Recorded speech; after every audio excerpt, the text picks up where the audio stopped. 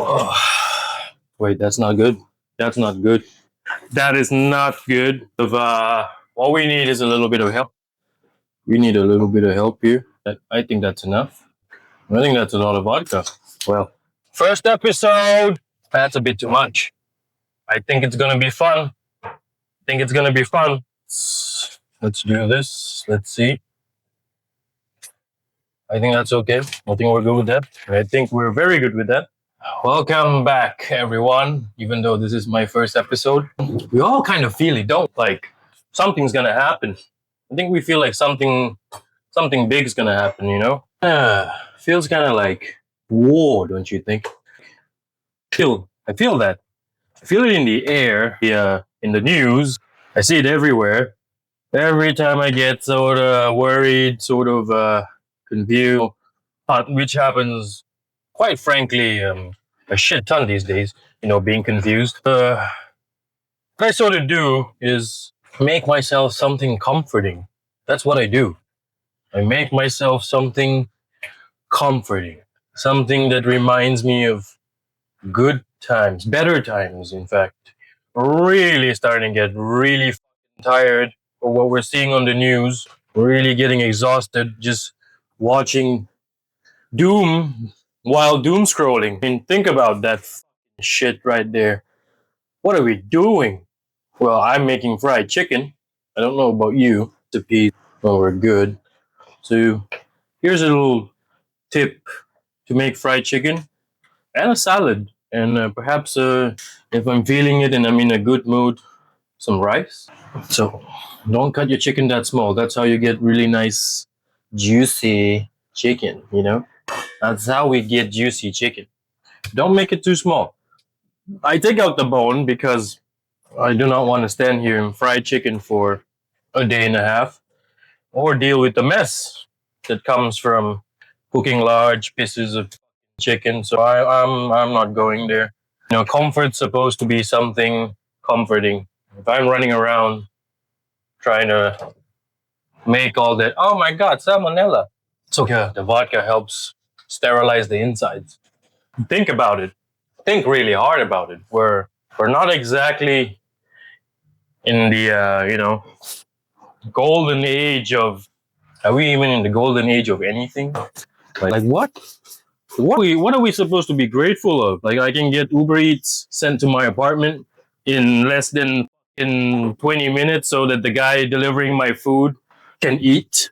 I don't feel that's something I want to deal with. I don't think I want to see that. I'd like my Uber Eats guy to, not starve to death. That's kind of nice, actually. I think that's a kind of a world that I like living in.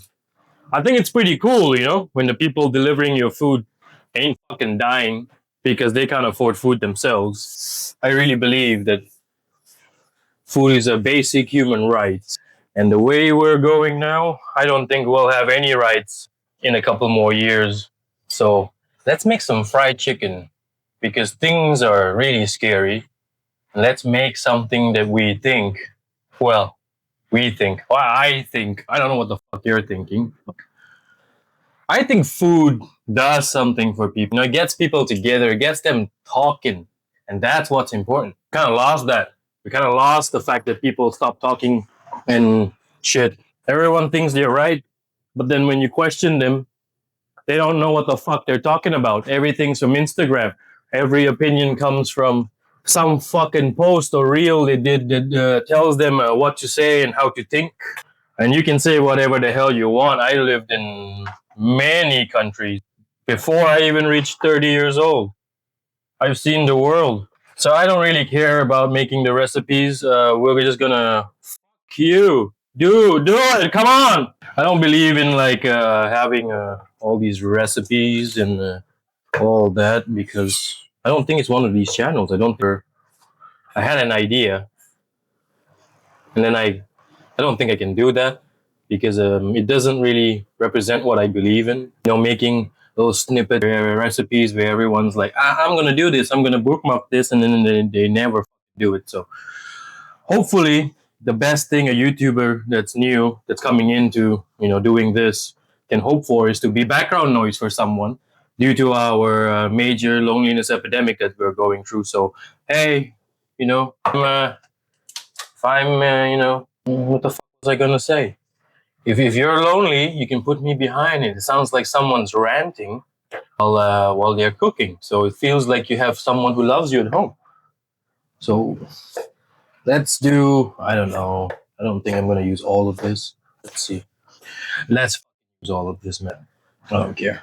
I don't care. I should have waited before I even cut it, but there you go. That's what happens when you start drinking in a video. But you know what? I don't care. I don't think I'm even gonna edit this. I think I'm just gonna. I think because I didn't want to do any editing, that's why the scale's right here. You can fast forward to any part of the video just to get the recipes. I don't really give a. So yeah, let's go down that road. Let's see how far I can go with this. All right. So you want your ginger? You don't need it like super thin because we're gonna dice it up. So okay, now there you go. Now 13 grams. Can you hear me? 13 grams. I yeah, yeah. We see it's like you turn on the news now. Like Japan's okay with the nukes being we're okay with that. We're not gonna do that. Oh, China, Russia, Taiwan. You don't have to worry about these things technically. But I think this channel will never get monetized. But yeah, let's see about that based on what I'm saying. So you want to do something like this, more or less. Don't be crazy. I recommend putting all the ingredients that you see me doing and using, just put it in a blender. Just put it in the blender with all the wet ingredients for the marinade and just blitz it. Make your life easier, Like I just want to rant, so I'm just gonna do everything by hand. I'm just gonna rant like a little bitch. But I do this. So I got my little molcajete, you know. I blitz it up. We atomize the ginger, same like how we're all gonna get atomized and upload into the Supreme AI consciousness for shareholder value. But don't worry about that. Don't worry about that at all. None of that is coming as long we all make fried chicken and we start talking to each other more. Do that. Like make fried chicken for your friends you haven't seen for a while. Catch up with them. Ask them how's it go. What's up? Do you like fresh water? Do you like living with heating? Because all that's gonna go away and when the data centers go on and we have nothing to, and then we're fucked. And then we're sort of fucked. And then what do we do? Is it going to be a Mad Max situation where we need to go and fight each other for fresh water? I'm okay, like I've been practicing. Here's a little trick. You see, when you want to peel garlic, just do this. Just soak it in a little bit of water. Don't do it overnight because then it sprouts and then you get shit all over everywhere and then you start growing in your chillers and like I prefer we don't go down there and then just soak it for like a couple of minutes. Usually it will be good. I think about 10 minutes. This has been sitting in for like maybe 20. So like I said, the water gets in between the skins, it loosens it up. All these guys telling you put it in the oven, toss it. The oven method cooks the outside layer of your garlic, and if you're not using it right away, it's going to spoil because heat denatures everything. Soaking it in water preserves it. It doesn't start. Well, I mean, you got to keep it dry so it doesn't sprout, but I don't think you're going to be soaking 6,000 cloves of garlic for your home. I mean, if you are, good job. I mean, like how many? That's a lot of people you're feeding. You're like either having a lot of kids or know what you're doing back there when no one's looking. I don't know. I don't even know. Who knows what's going on when you have 6,000 cloves of garlic that needs to be peeled at home? Like that's something wrong right there. Don't listen to me. In fact, just mute this video so you stop listening to me because you might end up on a list just listening to me. You might end up on some list. There's a lot of lists going around these days, right? You might end up on one of those lists just by listening, just by associating just by listening to my voice. We're gonna keep this little one here, a little salad. You know, we don't want a lot of garlic, and then I'll teach you a little trick on what you can do. So we put that aside. So the rest of these boys, let's see how much they are. So I weigh everything after I trim, after I clean, after, just because you have a whole clove of a head of garlic, you peel it, and then you lose all that weight. And then what happens? And then your recipe's off by 15%, 20%. So I weigh all my shit peeled and prepped, so we all know what's going on. I think that's good. I think you make a choice. You figure out what you want in life, and you like more garlic, you go for it. You like less garlic, what's wrong with you? Why would you want less garlic? Were you neglected as a child? Like there's ways to solve that, you know? So I just slice them up really thin. Partially it's because, see, when you start pounding the whole garlic, you've never broken down the fibers. You're kind of like mushing, like crushing, and using like actual brute force to break the fibers of the vegetables, right? They all have fibers, you see. Like, so by actually just roughly doing this, so why don't you use a blender? I don't know. It's my life. I do what I want, you know. Like you don't get to tell me what to do, and I'm not telling you what to do. I'm just showing what you can do. I don't like telling people what to do. I like to insinuate that they should do certain things, and then we go there, you know. So yeah, there you go. You see all that, a little bit of sprouting happening here and all that. That makes everything a lot better. Don't listen to the chefs. They're gaslighting you. Chefs have to perpetually keep telling everyone what they're doing is good, because they're losing relevancy. A lot of them, because, you know, think about it, right? I have a restaurant that costs 500 euros to eat at, where only, I don't know, let's say 20% of the population will eventually be at your restaurant. All right, you're opening a restaurant that only feeds a specific type of income bracket. You know what happens? Those specific types of income brackets, they can only eat dinner once. Fanny, where the f is my little dough script? Oh, there you go. Sorry, I curse a lot, but you know, probably never get like monetized. But hey, man, a guy needs hobbies, you know. Guy needs hobbies. So you see here, we got the garlic, we got the ginger. Now we're gonna do something that a lot of people throw away. You see these things here? These are the roots of your coriander, cilantro, coriander, tomato. You know, left, right, Republican, Democrat. You know, no difference. You want a little bit of these. They add a lot of flavor. Don't throw them away. Throw them, pound them, throw them in your soups, throw them in your stews, throw them in your curries. People who throw coriander root away should go and hang out at the DMV all day long, because that's the torture they deserve, right? So we want these. I did not scale them because I do not like you. I'm sorry, I love all of you. Please, this is the way I pay rent, so help me out, you know? Help me out. Help a little brother out, you know? Help an average Joe out, you know? We gotta pay rent, you know?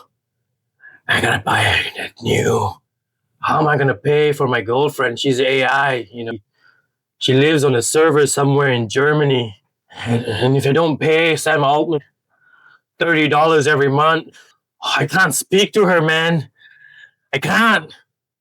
The future is here. And my girlfriend's a subscription. I'm really sorry. If you're watching this, I apologize, baby. Man, this coffee is hitting me. I don't think I should be doing this like this, but now we take little white parts of the green onion. I've already cleaned this up, but you know, I'm gonna be good and gonna try weighing this. There you go. Friday the 13th, you know. Things happen. The knife's not very sharp right now, so. Oh, by the way, if you like knives, I've got so much of them. I've been a chef. I've been a chef for like, that's how old I am. I can't remember. Became a chef when I was 23. I'm 36 now. So I've been a chef for about 13 years. I didn't say I was a good chef. Well, but let's see. Ooh, that's what? Well, we can work with that. I think we can work with that. So usually, I don't see a lot of people doing this, but you want to take this part out. You want to. I know you don't have to, but it makes the whole marinade a lot smoother, so that when you actually fry your chicken, um, this guy won't come out. Get fucked. Paste. You want a paste that gets absorbed. So the finer your paste, the more salt, liquid, all that gets into the chicken. So I want something like this. You saw how many grams it was, like 13. 13. That's why I went on a tangent ranting about shit. Then you go. Also, blending adds a lot more air, and air creates this little sort of like micro environment on your is mixed with the aromatic compounds, and that's why when you blend something versus using like a pestle and mortar, molcajete, not a lot of air gets incorporated in here. But obviously you cannot beat a 1,000 watt blender. Well, if you can, man, I feel sorry for your dig, but if you can pound this with 1,000 rpm, holy shit, your girlfriend's dead. Or boyfriend, or AI girlfriend, one of those things. Cheers. So we got all these. We're going to need some salt. Boom. I don't really know how much salt I'm putting in, and I don't care. So use your senses, use your knowledge. It's MSG! It's fucking terrible! Oh my god! MSG, anyone who thinks that MSG is bad for you, use that as like a litmus test, right? On someone's ability to use critical thinking and research. Use MSG as a test. Like because we eat, everyone's eating all the time, and yet no one understands what the goes into what. So I think that's the thing. That's the fucking problem we have. Everyone's outsourced everything, including thinking. So beep. You want to make a nice paste that looks similar to the brain of your colleague sitting in front of you, or your boss. I feel like everywhere I go now, there's this air of hopelessness. Everyone's just hopeless. They're like, oh, what are we gonna do? Oh, we're not rich like them. We're not educated like them. Here's the secret. They didn't build the cars. They didn't build the bridges. A lot smarter people who spent their lives understanding how these things work did it for them. You think that you can't do anything? Think again. What are you doing now? You go to your job every day, right? What do you think you're doing there? People who don't want you to think are not your friends. You are around people who tell you not to think so much. They are not your friends. World, because I care and I understand. I wanted to, I thought AI was going to be a thing, right? I was like, AI is going to be this great game changer, and everyone told me I was wrong. Everyone told me I was wrong. I was like 18 years old, and they were like, AI is not going to go anywhere. You're not going to make the big bucks studying AI.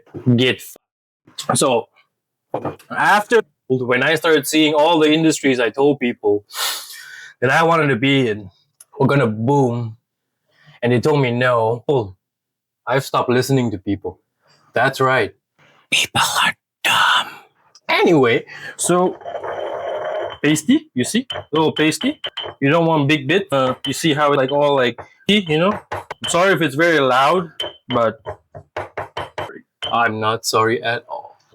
I think this is good. I think this is good. I think we can proceed with the rest of the things. Be right back. And we're back. So, yeah, I feel like let's go back to World War II. Let's look at what happened there. Let's try to understand that World War II spanned 1933. Think about it, okay?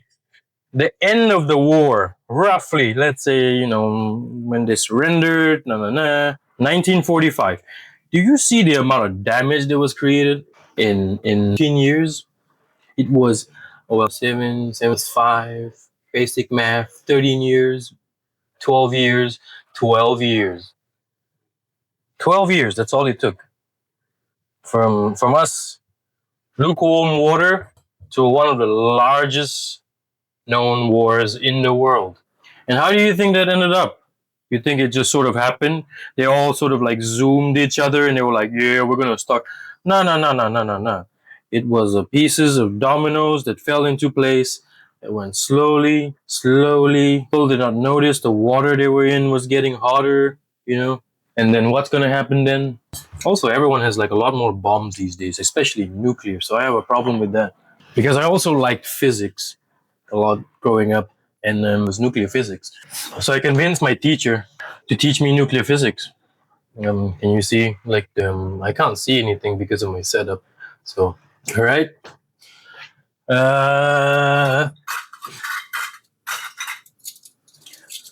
uh, yeah, a tablespoon of soy, I think. Soy. I don't use Chinese soy for certain dishes. I like Chinese soy for certain things, like dipping. It's very light. It's very delicate. I feel Chinese, like high quality Chinese soy sauce for me is better than Japanese soy sauce in terms of dipping. But that's my opinion. So you got 2 tablespoons, right? This is Yamasa. It's a brewed soy, and then I get like soy sauce all over my hands and everything. Like, fuck's sakes, Jesus Christ! Is this how you work in the kitchen? Is this the standards you have for yourself, man? Probably gonna remove that, but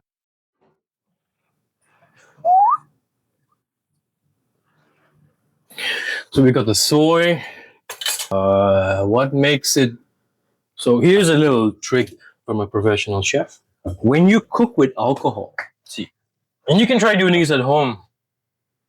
You know, whatever gnocchiella vodka or that vodka sauce. Why does the vodka sauce taste?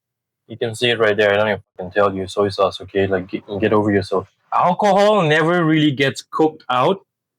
Oh, I had a sauce and there's no alcohol in here. There is. Alcohol can never really get cooked out. Well, you can. I mean, like, you can cook it for like days and then it will come out, but it doesn't really work that way. There's always a certain amount of alcohol in things. If you use alcohol, I mean, there's no alcohol in like. Well, there's alcohol in my coffee. I was gonna say coffee, but get so. All right, so 2 tablespoons sake, 2 tablespoons of soy.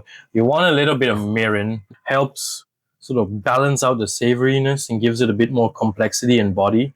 But you only want to use one because there's sugar in here, so it'll burn. It'll burn when you refry it. So we don't want to go there. And anyway, back again. Alcohol is volatile. Alcohol evaporates, and when it evaporates, especially when it reaches your tongue, body temperature, that evaporation carries all that volatile aroma. So you're actually sort of supercharging the ability for the volatile aroma to sort of enter into that place where all the flavors go. Fuck off. So there you go. Some people would tell me to put sesame oil, but to those people, I tell them to get fat. I'm trying to find where my white pepper is, so give me some time. Give me some time to figure out my life. Oh, there you go. They're right in front of your fucking face, you blind fuck. So you want a little bit of white pepper. I like white pepper more than black pepper because it gives a bit more of that. It adds flavor without adding sort of taste that black pepper usually gives. Hence why a lot of chefs prefer white. I like black for its own thing. So if I want to taste the black pepper, I use black pepper. But when I want something to give that sort of peppery robustness, but not with the sort of strength that black does, I prefer white in that case. But you can use black, you can use pink, you can use green. Whatever the spoon says. You can use anything you want because I'm not the police and I do not care how you choose to live your life. Oh, God. Shit, my life is a mess. Who lives like this? What human with dignity says this is okay? Anyway, let me get a swig of this, Yeah, that's fucking me up right there. So now we're gonna mix it. So let me put on some gloves because I don't wanna, you know. So I ran out of gloves. So here you go. I ran out of gloves. Yeah, here you go. Here you go. I thought I had gloves. But I think I used it too much for things we won't speak about. Now, mix it. Get salmonella all over your hands, and then go touch your children, your loved ones. Go touch your boss. Give him salmonella. I'm just kidding. Please don't give people. Don't go around giving people salmonella because I said so. Don't. I'm not inciting hate. I'm just a lot of things. You gotta accept people that way, right? We can't, you know. Mix it, stir it, beam. Look, very nice. Now you want this to sit in your chiller for about 2 hours. Like I said, do as I say, not as I do. But if you're lacking time, I'll show you a little secret when we start frying. They'll help you get all the marinade in really fast and add a lot of flavor. But I think if you've got the time, just let it sit overnight. Flavors will marry. Flavors will, get to know each other. So we'll put this in here, and then we'll do all the other stuff for the garnish, for the that sort of thing. Oh yeah, here you go.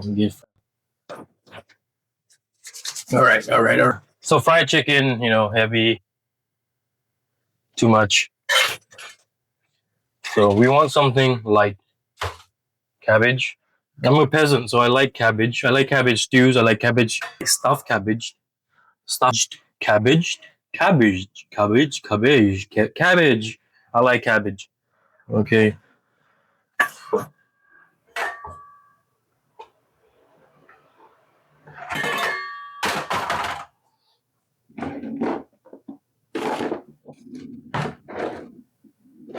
Okay, I can't find my other scale, so I'm sorry I have to use this. I'm sorry. Can you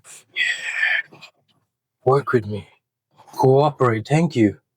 Thank you, Ing. But they're the sponsor of this video for today. I'm kidding. I have no sponsors. Yeah, that much. By the way, I didn't weigh any of this. So, like, if you're seeing like very, very accurate numbers, like, ask the questions to somebody else. I don't know what's happening with me. Okay, so we've got cabbage, very nice, sweet white cabbage. You can use a hispy. You can use. I wouldn't use Savoy. Savoy is also really expensive. But if you're a baller, and you got Savoy, so I would use a sweeter cabbage for a salad. This is gonna be a sesame sort of salad with, like, a lot of fresh herbs, a little bit of dried shrimp. I like dried shrimp. If you don't like dried shrimp, what's wrong with you? Dried shrimp's amazing. It's just because it smells. I mean, you eat pussy, don't you? So as thin as you can. Use a machine. Use your car. Drive a car over your cabbage if that's what you need to do. Whatever it needs to make that meal, like, just don't hurt people, right? Just don't. We don't want to hurt people. So I'm making something like a coleslaw, I think, but not. I don't like mayonnaise in it. Don't get me wrong. I've been to so much American barbecues hosted by Americans. I love coleslaw. Like, it's the trashiest fucking. I don't even know if you can call it a salad, but man, I love coleslaw. Especially with little raisins in there. Oh yeah, with barbecue and fried chicken, a burger. Yes, but I do not want to eat like that every day, and I do not care about putting mayonnaise on everything because is this wet? No. I come from a country where everyone likes fucking mayonnaise and saucing up everything. I'm not gonna use this.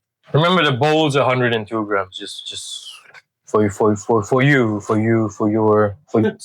my reference, our reference.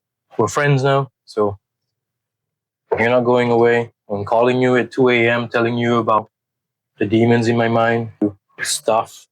I can't. It's YouTube. I do not want to be banned off the platform in my first video. So, what are you doing? You go away. You come here. Usually, I use a different type of cabbage. But cabbage that besides the Napa cabbage that the Chinese use a lot, I think it's a different kind of cabbage. I mean, I'm not in charge of naming. Fuck you. I'm not in charge of naming cabbages, so I'm not the ministry of cabbage. You know, I could definitely work in. I'd be kind of happy being the minister of cabbage. I think there's potential there. Like imagine like no one in my country will starve because I'm the minister of cabbage. Every family every start of the month would get the allocation of like maybe 6 tons of cabbage, and if you don't eat it by the end of the month, we execute you. Maybe not, but you know, yeah, like fuck you, like get. Jeez, why do I work like this? Oh, so now you. Oh.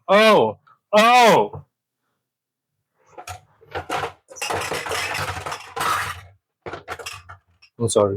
So, ow! You just slammed my head on my cabinet. Sorry. That really hurts. Okay, then we take coriander. It's very important that your coriander has all these yellow leaves in here that are going to spoil, because that's the secret of what chefs use in our. I'm just fucking with you. Take out all the shitty looking ones, because when these leaves they turn yellow, they become worse. They become sour. They become like tart, and unless you're trying to get like 6 stars or whatever the fuck you want. You're not gonna get away with yellow coriander. You can't bullshit your way through it. So rough chop. Well, that didn't do anything. Oh. So there you go.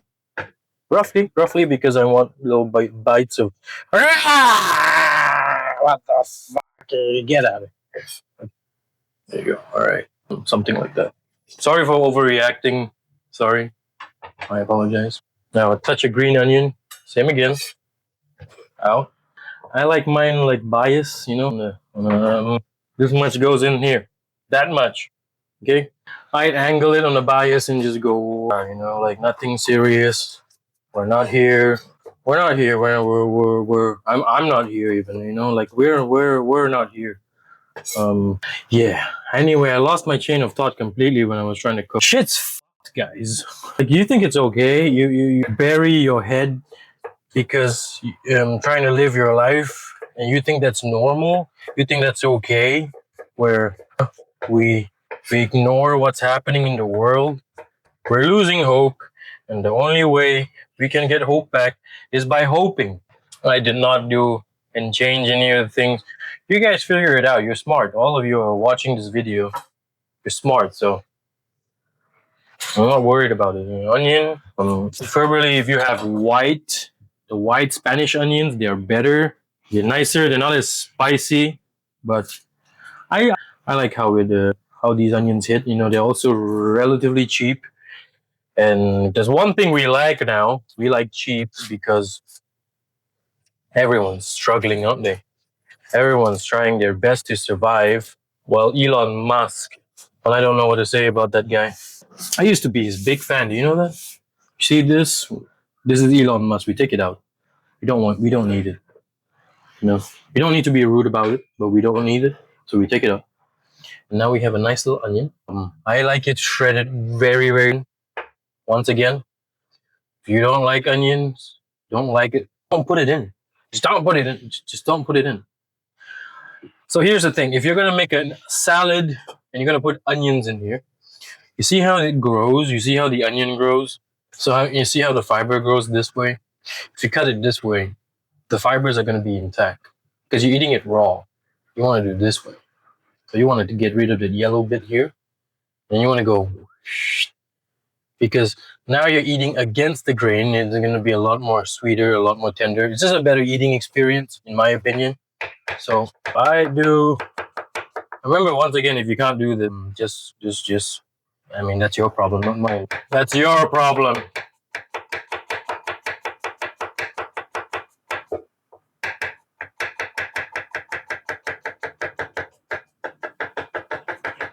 And here you go. Oh, food safety can go, out the window. Break it up a bit so you get these really nice, finely chopped onions. You see all the liquid that's coming out? That's because we broke all the cell walls on the way there. So now your onion's gonna also mix into the dressing and get all like in your face. So I like that. I like it. Prefer it that way. See, if you can't cut it this thin, like I said, like don't worry about it. You just use a machine. Just don't use AI. Just don't use AI to chop. You don't like be like GPT. Can you please chop my onions for me? Because then you're part of the problem. Yeah, next episode maybe I need a beer instead of vodka because this. It's getting harder. It's getting harder trying to cook. I think I just put like 100 mils of vodka in my coffee. So like so this is pickled cucumbers. They're Japanese cucumbers. If you're not a fan of Japanese cucumbers, you can try South Korean. They're about the same. Don't tell them that. Shh. Yeah, that's about right. I like rustic. I like rustic pieces. Oh, recipe. It's very simple. 1, 2, 3. That's it. You play with your ratios. So this one's 3 vinegar, 2 sugar, 1 water. You want a sweet pickle instead of a more sour, tart, vinegary pickle. Just flip it. Just go 3 sugar, 2 vinegar, 1 water. Now, if you want to be a real psycho, you can go 1 vinegar, 2 sugar, and 3 water. But then I don't know what you're trying to do there, so proceed at your own risk. But so 1, 2, and 3. Simple. And then to the whole liquid mixture, I always add, so like once you put your cucumbers or not, you want your vinegar solution to be cool, and then you weigh the entire solution with the cucumbers, and then you add 1% of salt. I usually do 0.75% salt, and then I go 0.5% MSG. Oh my god, he's using MSG. Go fuck yourself. There's nothing wrong with MSG. So you got here 30 grams, like go figure out life, guys. Don't ask me for everything. This is dried shrimp that I've sort of like toasted and like chopped. Now this is gonna, if you can't find dried shrimp or you can't eat shrimp or you don't like dried shrimp, that's your fucking problem, man. I'm okay with this, So yeah, yeah, yeah. Go for it. Something like that. And then a bit of sea salt. Just a touch because the shrimp's already salty. Whatever it says there. Oh no, it's fucking MSG.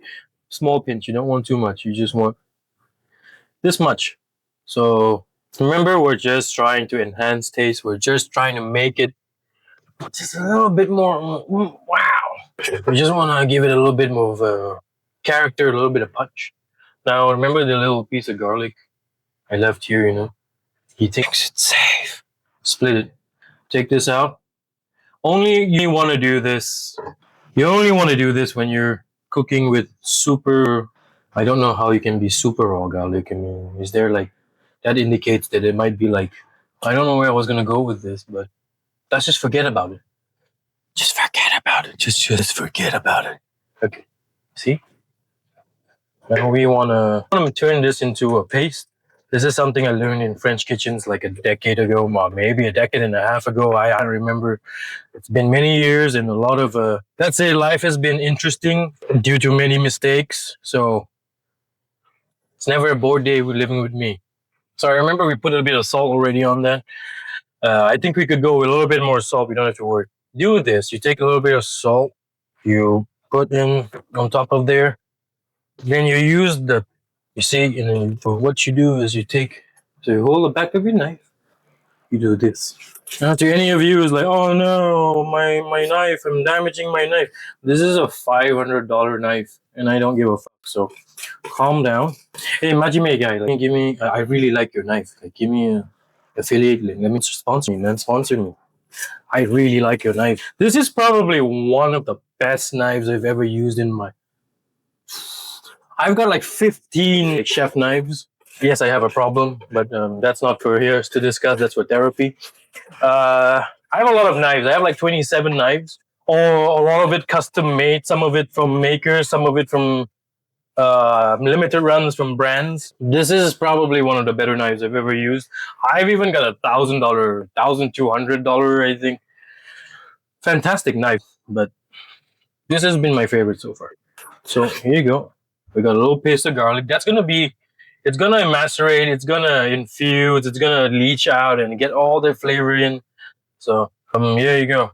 That's the good stuff. That's what's gonna add A lot of flavor. Oh, hold on. I think that's okay. I think this will do.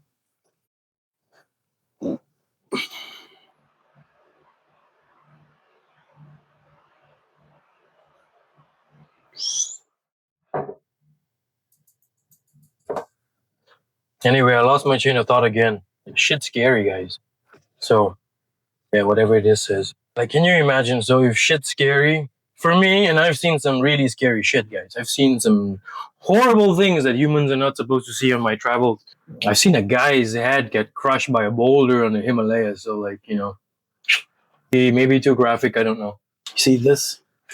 We're gonna add toasted sesame later on, but for now, we're gonna mix this up, and then we're gonna let it sit so it macerates and becomes nice and tasty. The salt's gonna soften it. MSG, everything's gonna pull out moisture, and then what we're gonna do after is add the sesame seeds that we'll be toasting. We don't want the salad to be super like. It doesn't need to steal from the show. It needs to be something that. This is something a lot of younger chefs don't understand. When it's like you make a dish, you spend a lot of time making a dish taste good, and then because you're insecure, and then you decide to add all this bunch of shit in it. You take away from actually letting Mother Nature do its work. She's a better cook than any of us, and that's a fact. If you're not going and sourcing the products that are good, and all you do is complain, person now, that's your fucking fault. Because if I can convince some guy in a desert to grow cabbage for me, because I'm the minister of cabbage, don't forget. I made him grow cabbage in the middle of the desert. I'm pretty sure you can find something, you know. So goes into the chili. Let me show that. That's already really good. So that oh video over, man. This is good. Holy shit. Oh shit. I was just fucking around. That was really good. So now, because I'm Asian,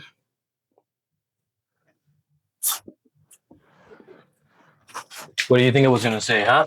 What do you think I was gonna say? We need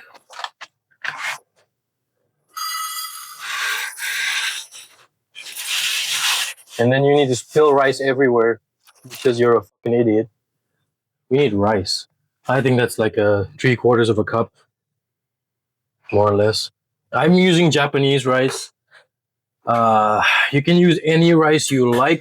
Not necessarily meaning like I love it and it's the only rice I eat. I eat a lot of different rice. I eat a lot of noodles. I'm a noodle eater. That's what I am. It's just that it goes really well with the salad. It goes really well with the chicken because of just the texture. So I prefer Japanese rice for this dish. I don't necessarily use Japanese rice for all my dishes. I like basmati too. I like adding flavor to my rice, and I find that jasmine rice doesn't. It doesn't. It's a good rice, but it's a good rice to eat plain. It's something nice to eat when you want to eat it with something else. The texture for Japanese rice and basmati gives it a better flavor, in my opinion. When you're adding flavor to it, it just pulls flavor better in texture, the way I want it to. So rice. Here's a little trick when you're cooking with rice. And here's for the people who need visual help. Grams. There you go. So ratio is for me. The pack says 1 to 2. I don't like 1 to 2 because it's too soft. 1 to 5. So there's 3/4 here. So how do I math? We need 1.5. We need so that's 3/4. Remove that, and then we're gonna. I don't care. Let's just figure this out and see if it works, right? I don't.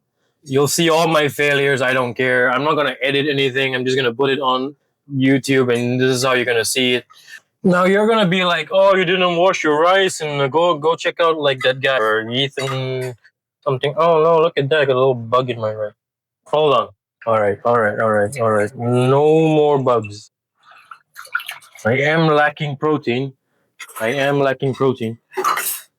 on. I gotta go wash my fucking rice. 1, 2. Okay, so about to this much. If any Asians want to come in and like give me feedback about how I cook rice, or to everyone, I'm just telling all of you, I'm Asian, and I gotta measure cooking rice because I'm such an anal piece of shit. All right, so I like it. You see that? You see? Don't use if you want to cook good rice, if you want to make shit rice, you can do it too. I'm not your fucking I'm not the police. But you want to make good rice, the texture of the rice depends a lot on the pot that you use to cook rice.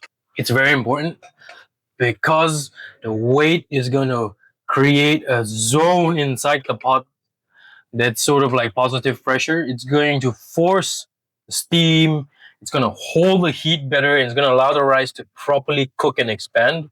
If you've noticed, your rice is usually, if your measurements are right, your cooking time is right, everything, then it's just not quite there. That's because there's not enough weight. You need more pressure. I don't like cooking rice in pressure cookers. They tend to yield a texture that is it's not to my liking. I'm not a fan of the pressure cooker rice, but go ahead. I mean, you do what you need to do. You know, like, you do what you need to do.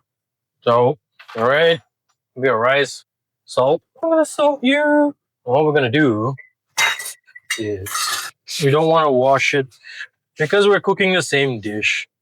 So like, don't lose your mind.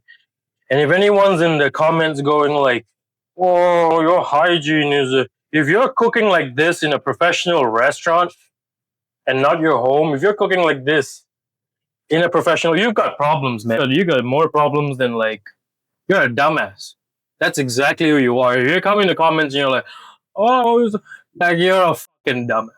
Like you don't cook like this in a professional kitchen for obvious fucking reasons. So like, I'm halfway through this bottomless cup of coffee that's slowly fucking me up. I mean, it's not even bottomless. I'm gonna flavor the rice. So a little bit of this because I bought this. You know what? Let me be good to my viewers and measure things that much.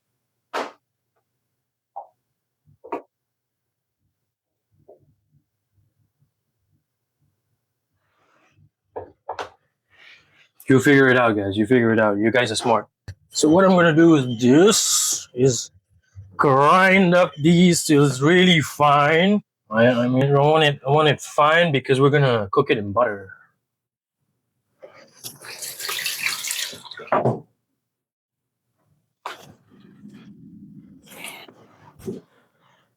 Okay, so I don't have butter. What I do is, what I do have is, I've got some really good, you know, support these people, help them out. YouTube doesn't like it when I say it, but like, I don't even know if YouTube likes this. I'm just making shit up. Like, yeah, help them out. These, in my opinion, is probably one of the best olive oils in the world. I'm not gonna say it's the best. What I'm just trying to say, everyone's gonna argue with me. And I was literally maybe 50 kilometers away from where they produced this before all that shit happened, and I was getting olive oil fresh out of the press. It's pretty good. Like, it was like markets. I might be wrong, but the last time someone told me was probably like the olive oil that I was getting back when I was still a chef was like, I think like 2 weeks old, something ridiculous, like well that fresh. I mean, maybe the guy's from there, but and when you press olives that fresh, it's spicy. Like, it's like, I know it's strange. You probably don't believe me, but like it's strange. Like the olive oil almost has like that wasabi hit. It's super delicious. It's so good. And then you use that. You put that you put that in a chiller and you let it sit. I let it sit. I mean, I used to buy it. I let it sit in my chillers and my walk-ins for like it mellows out and it becomes this beautiful, earthy. Oh, yeah. Like nothing. Like I've got like look at this. Like I've got this. Very good. Very good. Super delicious. Look, like it's got all the little this one, my chef friends right here. You guys know what these are. It's not as good as this. This is better. And look at this. Like this is like that's crazy, right? This doesn't show like when it was like produced, but we can know from this it's roughly the same date, right? You can see. So it's about the same. This is better and cheaper. Just letting you know. Support our friends. They need it. So I don't have butter, so I'm using this. But I'm bulking it up with cheap olive oil because I ain't Mr. Money Pants bags. something. Okay.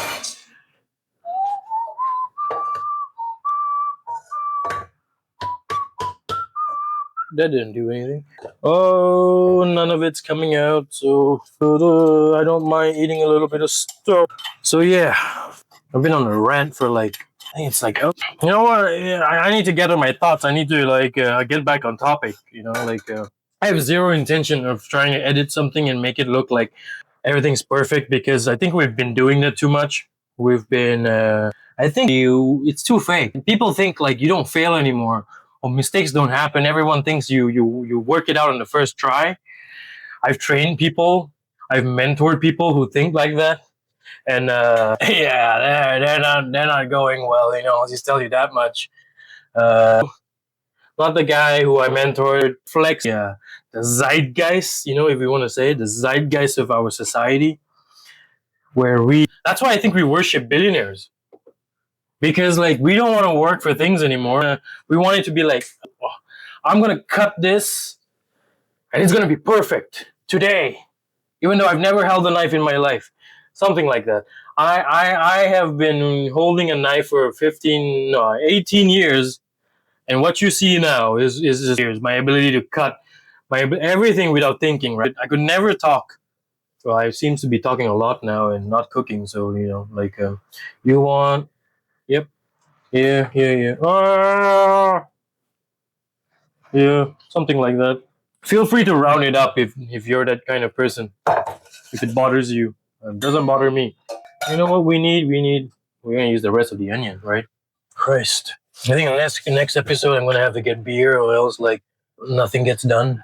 That's pretty good vodka. I mean, like this ain't too bad. So, a little trick when you want to dice onions, don't take this out. Keep this because this holds everything. I take this off, and then you'll have all the chefs arguing. The chefs are fucking prima donna motherfuckers who think that they have the responsibility of a brain surgeon. They think if like the lamb sauce goes wrong, the world fucking ends, and that's how a lot of chefs are. Nothing exists, right? It's only their world. So it's safe to say like I got so young was because I didn't want to deal with that shit. So onion, you know the little dicing thing that everybody does, like oh yeah, blah, blah, I just do it. Like if you're a chef and you have something to talk about, like I'll fight you. I will try to eat your face if you have something to say about it. So here you go. And then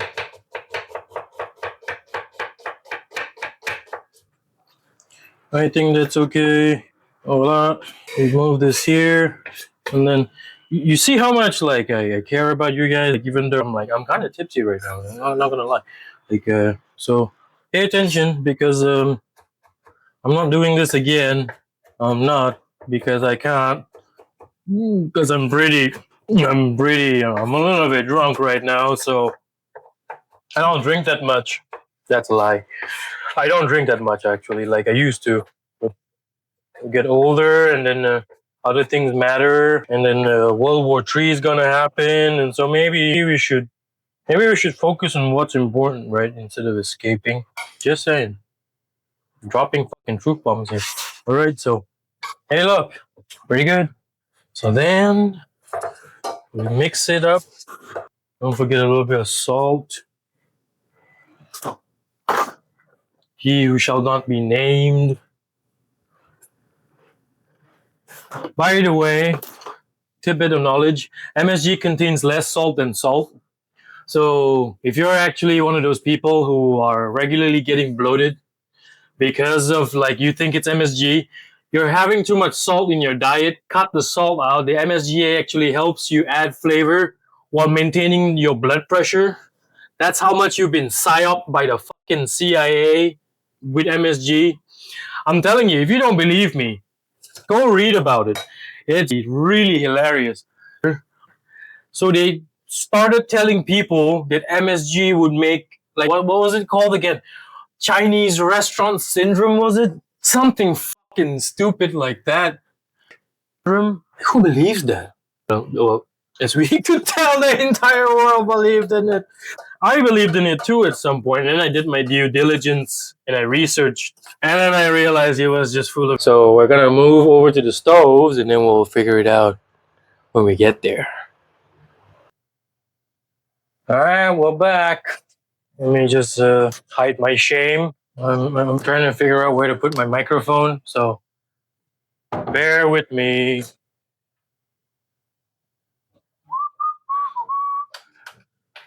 Oh, tiny, tiny, tiny. We want to sweat the onions and we want to get the liquid out. Like a rice going here, you see? So the rice is good. I generally cook rice until it's al dente, but that's my preference. I know Asians like them a bit softer. I do like texture. I feel texture is what adds a lot of complexity to dishes. While I am Asian, I was trained in the West by a lot of French chefs, a lot of European chefs. A lot of their food's like baby food. It's like purees and sauces. I worked with this one guy. That motherfucker, all he had in his plates in every single new menu he did, and I was a cook, right? And he was a racist motherfucker, and I was like 20, I was 24. If you're watching this, you know who you are, motherfucker.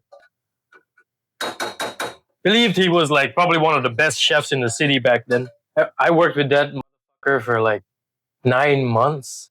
And every 3 months when he changed the menu, it was just like, I'm gonna swap out this puree for this puree, and then I'm gonna put quail and tell everyone that it's baby chicken because I'm a goddamn fucking liar. That's the problem with all of these chefs. Because they lack skill, they compensate, and then they lie to people and they tell them they're using better stuff, they tell them they're doing this because they've got no skill. Because the crazy guys that I worked with who all had skill, they were all really skilled chefs. They didn't care about any of this. So I think because of my early exposure when I was young, the litmus test, I had a litmus test where I see chefs do basic things. And if they struggle doing basic things, and you know who you are, you're not a good chef, I'm sorry. You want shit to bloom over very low heat. If you want to, as the onions release liquid, the garlic powder and the herbs that we put in will absorb that liquid. And then it will bloom. And then also the oil opens up these leaves. They open up everything. They open the dried garlic. When you dry something and it gets, that opens it up. And that makes for a much more luscious, much more delicious thing, whatever the thing you're going to do the thing with. I'm sorry I make a shit ton of noise when I cook.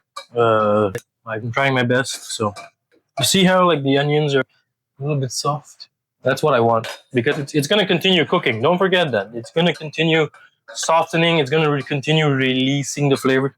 So now here, you see how it's like bubbling. We raise the heat.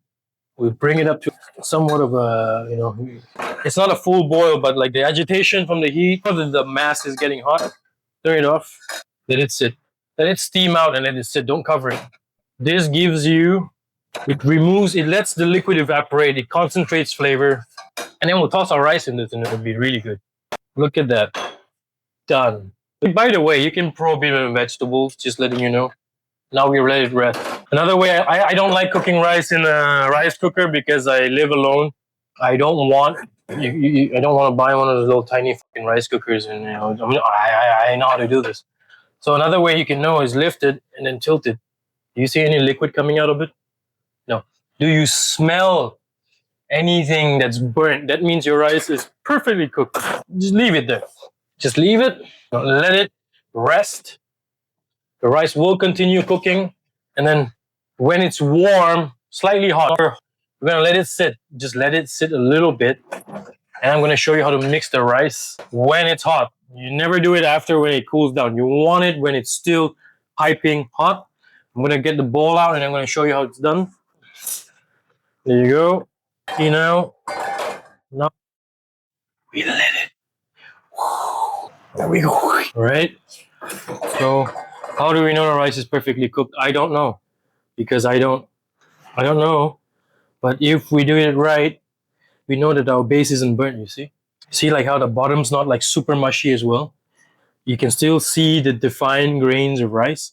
Now we put it into a bowl. And that all has to do with how we watch our water. Cooking for yourself is a lifelong journey. It's a skill that's important. So we open up the rice. And by the way, I learned how to do this really well from Japanese sushi chefs because face it, when your entire career is rice and fish, you gotta find ways to impress people besides, rice. You wanna let the steam out a little bit. You want it until the steam around it, you see, now on the camera you can see it. You want it to like be a bit more gentle than this. So flip the rice, let more of the steam out, flip it, let it out a little bit more. See, more steam, right? You can see it. Get it a bit out, work it a little bit, work it a little bit until you see only a small amount of steam coming out. So every time that steam's coming out, it's drying out the rice, the surface of the rice, and then that's when this goes in. Might be too much, but we'll see. I'll only know when as I mix it. I'll only know as I mix it, so I won't really. Oh, you'll see me fuck up on. You'll see me fuck it up if I don't know what I'm doing. So, can you see now that the steam is kind of like it's a bit more gentle? You can see it with your naked eye. You can't see it on the camera. Now we take our onion. We take our onion. I'm taking a lot of oil. I'm leaving it behind. If we need more oil, we can always add, but we'll never be able to remove unless you're like Dr. Manhattan and you can remove like shit out of thin air. Now you mix, and you see the onions already have a nice amount of oil in them. Now as the rice cools down, it's gonna absorb all of that. It's gonna absorb all that shit. It's gonna taste really good. And then we're gonna let it sit. You see, if you put too much, if you put way too much, you will see like oil sort of running down. You see how there's only a little bit of it coming out? It's not a lot. So that's what we want. And you see the sheen, you see the gloss, you see that rice falling around everywhere. See that? So you can still see all the grains, but the individual pieces of rice is coated. Now, if there's sushi chefs in the comments trying to break my Aussie and you will get fucked. I'm trying to teach normal people how to cook. Get your fucking fish ass rice motherfucker, get out of my face. Like, I will fight you. And I know I don't fight sushi chefs, and they're usually nice guys. They just vary, about rice and fish because when you make your whole life about rice and fish and alcoholism, it's hard. You know. Now you see how the rice is really nice and it's not like mushy. Now you let it rest. You let it. We're gonna go fry some chicken. Let me just clean all this shit up. We're not gonna fry chicken. We still gotta do the sesame seeds. God fucking damn it! Like, look at this mess. Look at this, man. Is this how you work? You charlatan, goddamn charlatan. Well, lucky I got a box in the field business to like clean up. So now we're gonna toast sesame seeds for bake fire. Here's the cabbage. So the thing with like sesame seeds, in my opinion, you don't want them really toasted. I know I've seen them in restaurants and they've got this little grinder that grinds up the sesame seeds. That makes sense. We're at home and we're not going to spend money because we can't even pay rent. So here's the trick. Sesame seeds have a little tiny, it's like, the endosperm and their layers. When you lightly toast them, they open up a little bit. They separate. And that gives you a nice little delicate texture. But when you over toast them, they become like, and then they become hard. And that's where, like, I don't like it. I like it when there's delicate layers. And when you even bite into the sesame, you get the little flaky skin, you get the little core, you get all that difference in nuance, which is what we're lacking in modern society these days, nuance. So, I want to do this because I like pissing off, like, freaking out chefs. They're gonna like, that's not the correct way to do it. I know, I'm just pissing you off. Fuck it. They take themselves too fucking seriously. I'm sorry.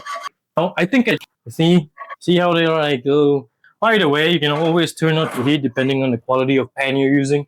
This is like a cast iron, so it's gonna be a lot easier to like keep heat. You can see like how they're like a little bit toasted. See like I don't know if you can see it, but like the oils and the glistening sesame seeds with the oils. That is where you want it, and then you want it to stop immediately, so dump it in the salad. If you leave it anymore, it's going to keep cooking because the pan's hot. Now, so it's been sitting for a while, it's been marinating. Let's check. Let's see.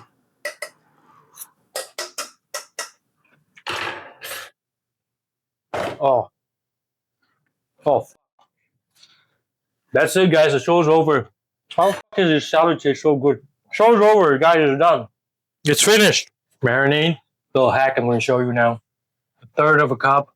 We need cornstarch for this. No, fuck that. Yes, let's use a quarter cup.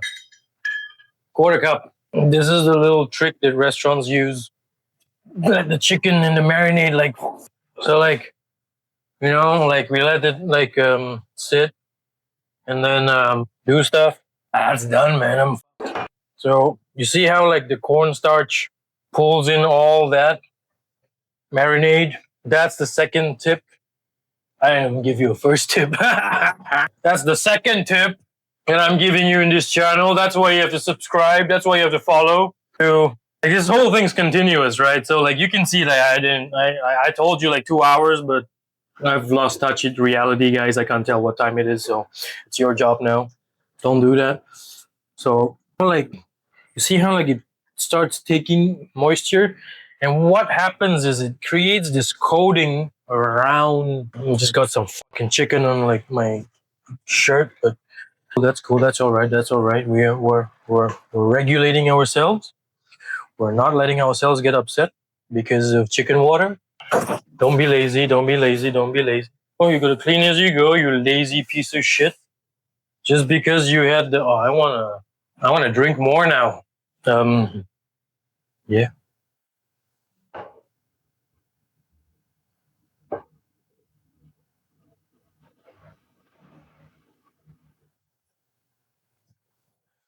Just a tiny bit because you know, yeah, I really like this. You know what, man? I think this might help. All right.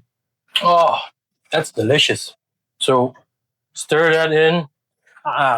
By the way, that's like a $300 bottle of whiskey, or in my country anyway, not in yours. If you're in the U.S., alcohol's cheap in the U.S., man. That's why alcoholism is just so rampant. Like, so like I lived in Cambodia at one point where like a bottle of like whiskey, black label, was 15 US dollars.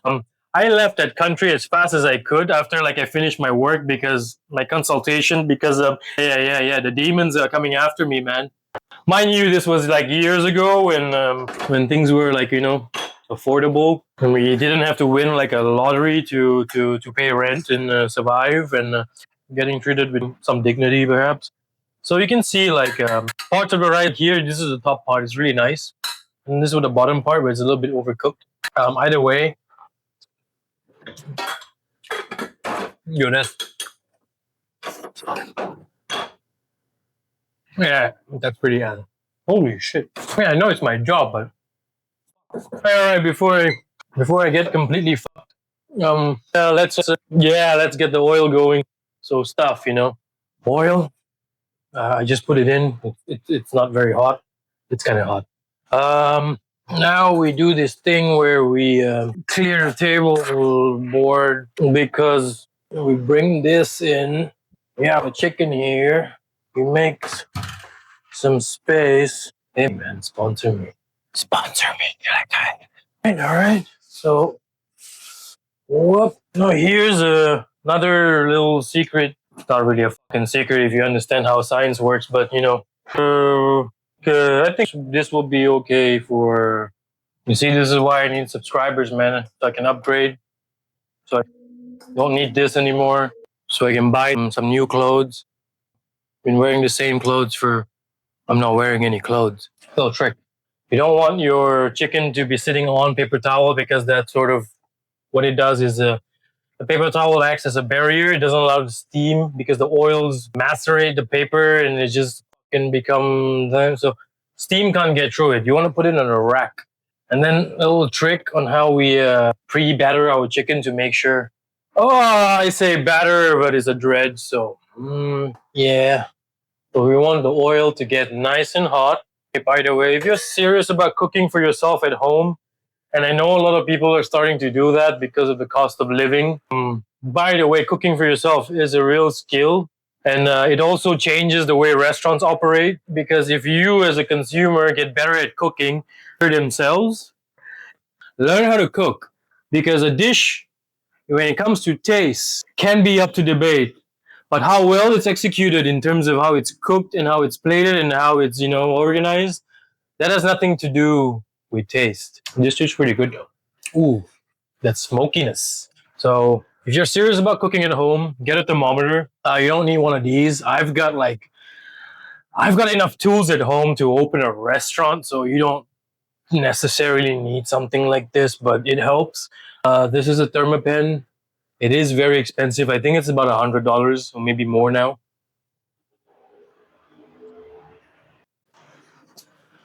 So the oil's pretty hot now. I think it's about like 160. Yeah, kinda. It's getting there slowly. I turned the heat down. So what we want to do, a little, is because we already added cornstarch. So here's a little bit of flour. We obviously want to season our flour just so that we don't have a layer that's just sort of like neutral and bland. This is the thing with food and how we do it in restaurants. We do it in layers, even though the layers don't translate into actual layers of salt, which some chefs think. I don't believe that happens. I've tried it. Still tastes the same, but it's a good philosophy to have because as you season in layers, what's gonna happen is you're not over seasoning your. I just fucked up. I just put a shit ton of salt on top of this. You know what? This has to go into the bin. I'm sorry, chicken. Oh, I'm sorry. It was not supposed to be that way. Cut. Anyway, we're back again. So we've mixed the flour now. We haven't fucked up. So the cornstarch has already absorbed a lot of the flavors, the marinade we want to put in the chicken. That's going to give it a better texture as well. Now we want to basically dredge all the chicken, but we don't want to dredge it and then fry it. We want to dredge it and we'll put it in a rack so that the liquid that is absorbed by the cornstarch and the chicken. This is just wheat flour, by the way, with a little bit of salt. And oh my god, fucking MSG, Jesus Christ, oh my, that stuff. It binds and then it seasons, it adds a lot more flavor, and it stops the batter from completely like pissing itself. I'll show you what I mean. I'll do one batch where I don't. Like the last piece, I won't let it rest. I'll just straight away fry it, and then you'll see what I mean in a second. And by what I mean in a second is that maybe in a couple of years, because my fingers are all battered and nice, I'm just breaking all the rules just so that I can piss off like all the chefs watching this. Because, engagement boosts views, right? And that's what you want to do when you get into Instagram. Instagram, is that what I said? Instagram? I fucked this. You gotta lay off the sauce, man. You gotta lay off the sauce. Look at you. You're thinking about things that aren't real. Why? Like this is an Instagram. Like this is an Instagram. I gotta go So I reckon this is about 180, 170. So here's the trick frying at home. Get to know your burner. If you fry a lot, get to know your burner. There's not enough energy in home burners. Commercial burners, like 120 BTUs, go up to like a commercial range. Just takes too much gas. It's just not something you want to use at home. Well, you can. Oh yeah, if you get some of these, but you don't want to do that. So you see how? All right, perfect. We're at the temperature. We want to drop it when it's a little bit higher. Then we want to fry at 160, but we're gonna drop it at 180. And then I completely forgot to show you that so I'm just gonna show you now. I think this is the least. Guys, I fucked up. I'm sorry, but you can see it anyway. You see how the flour doesn't like fly everywhere and just go like, I'm a that. And by the way, use a tongue if you're afraid of oil. I am not afraid of being burnt. And all the ladies out there, all the baddies out there, I'm not afraid of being hurt as well. Like drop a. I'll see you down in the comments. Yeah. So we want to fry, and then I like using chopsticks. If you don't like using chopsticks, you can use whatever the hell you want. Put your fingers in there. I do not care. And then you want to turn the heat back up because when you drop the chicken, the mass of the object increases and the temperature will drop. We want to keep it around 160. You want to move it around, and you can see. You see how much data this gives you. This gives you an idea of how your range works, and then you can cook better. As we all increasingly poorer because of our billionaire overlords, looking at you there, Musk, we're all going to have to learn how to cook. So I'm being preemptive, teaching everyone how to cook real food at home. So when you see it kind of get to this kind of color, you see that it looks done, but it's not. Yeah, it's not at all done. We're going to take it out. We're going to take it all out. And then what we're going to do is this little trick the chefs do, which I'm sure a lot of you foodies and you guys who cook at home do, is carryover cooking. And this way, proteins, you'll get really tender fried chicken. Fried chicken tends to be, you know what I mean? Yeah. And like some places, their fried chicken is just really like tender and melt in your mouth. This is the technique that they're using. Now I'm telling everybody how to do it. So keep your oil hot because it's not a very long process to transfer the after you let it cook and you let it rest. Cheers. I drink that whiskey once every 3 months. It's really good. So the range we're aiming for, especially when we're cooking chicken, you see, chicken cooks around, let's say, chicken breast cooks around ideally 55 to 58, depends on how much you like salmonella. Chicken thighs cook around 65, but if you have it bone in, you want to cook it till it's 75. That's the temperature where most of the blood, myoglobin, it's not hemoglobin, it's myoglobin. Remember, blood gets drained out of the animal when it gets slaughtered, so there's no fucking blood inside the chicken or your beef or your pork or your.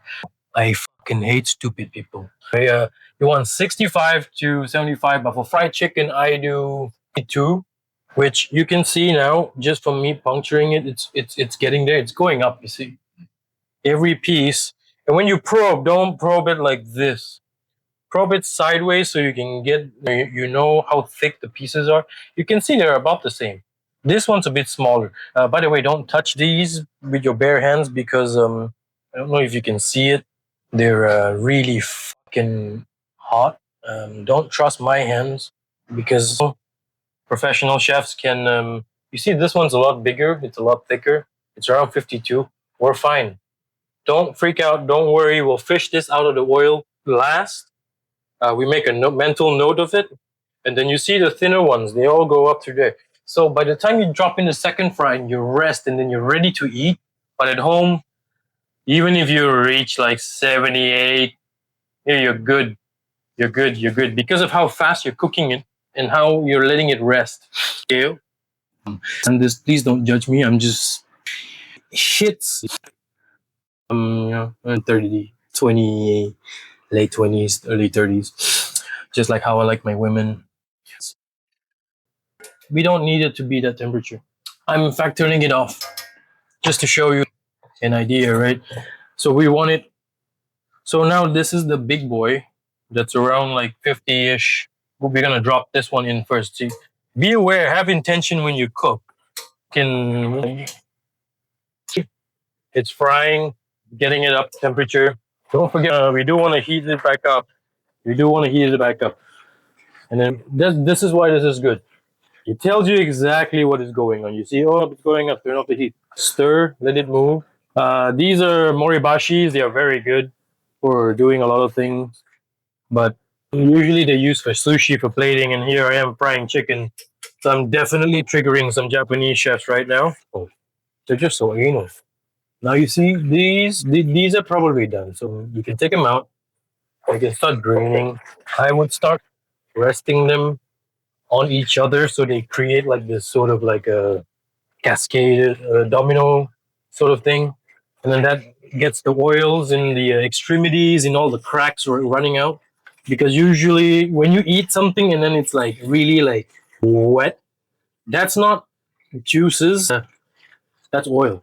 And a lot of people don't know the difference because when it's hot, oil, the texture of oil when it's hot is very similar to water and like meat juices. And a lot of people think like, oh yeah, that's really tasty, and that's really like that's really tasty and a juicy. No, you just ate a chicken. You just ate a teaspoon of oil biting into the chicken. That chicken was not drained properly. Meat juices don't make your face oily. Meat juices make your face sticky. Remember that. Remember that the next time you're biting into one of these. Now I think we're done with the cooking. Let's do the plating. Let's bring it all together, and I'll see you on the other side, right there. And we're back, and oh god, like, let me just move all these. So like, you can see the chicken, and where's our big boy? Where's our big boy? Our big boy is right here. So we took this out last. Remember, we said we were gonna take it out last, and then remember, don't probe it like this. Probe it like this. Get it? And what did I fucking tell you? So if this is where we want it, this would probably be in the. You know what? Let's put some money on it. We should start like a poly market thing and start betting on like temperatures of my food. This is 84. Ah, this is pretty close. 80, 83. Oh, fuck. Could have made a lot of money. Why is there rice here? Rice. Go away. Go away. This is gonna. Oh no, come back. This is pretty good, I believe. Yep. Sounds like we have to probe every piece. We probe the biggest, and then we probe the smallest, and then from there we can pretty much tell what the average temperatures are. So you see how everything is already in the 80s, which is fine. You don't have to worry about it because this one's nice and big. See?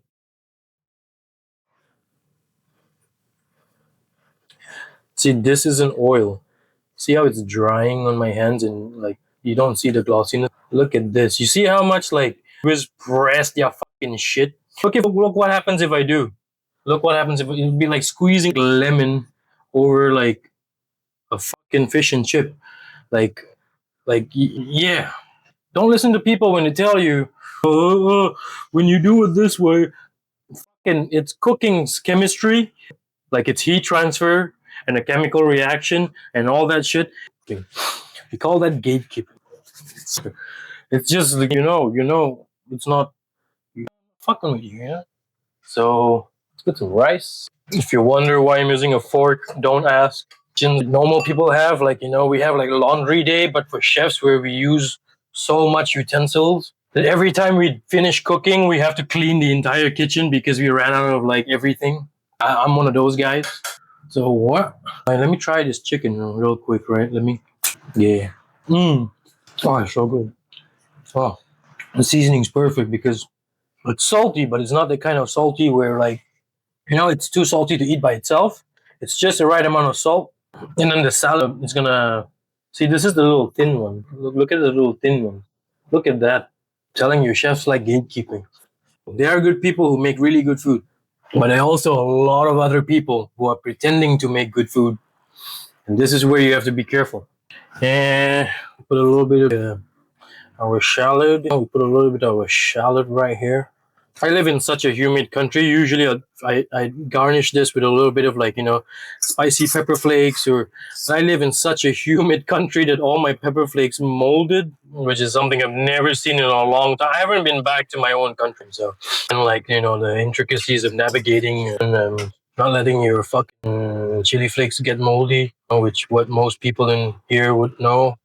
But because I'm such a fucking idiot, I wouldn't know. Now I like a little bit of heat, and I also like a little bit of. See this boy, oh, little Kewpie mayo baby, I like a little bit of this, just a touch. Don't go. And I like it over here. Done.